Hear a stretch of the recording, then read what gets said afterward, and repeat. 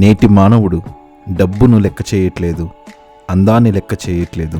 At the same time చావును కూడా లెక్క చేయకుండా నా ప్రాణమా తినుము త్రాగుము సుఖించుము అని తనకు ఇష్టం వచ్చినట్లుగా జీవిస్తూ ఉన్నాడు.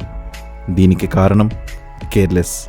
పని చేయాలంటే కేర్లెస్, కష్టపడమంటే కేర్లెస్, నిన్ను వలె నీ పొరుగువారిని ప్రేమించమంటే కేర్లెస్, ఆఖరికి దేవుని మాట వినుటలో కూడా కేర్లెస్.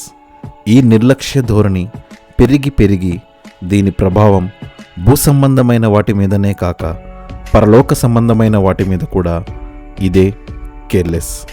మిత్రమా, అపవాది చిక్కుల్లో చిక్కుకొని మాటలకు లోబడి ఒకవేళ నరకం అంత భయంకరం కాదని, పరలోకం అంత ఆకర్షణీయంగా ఉండదని, సువార్తతో పనిలేదని హృదయమందు తలంచుచున్నావా?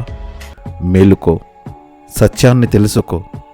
ప్రభువు రాకడకు నిన్ను నువ్వు సిద్ధపరచుకో.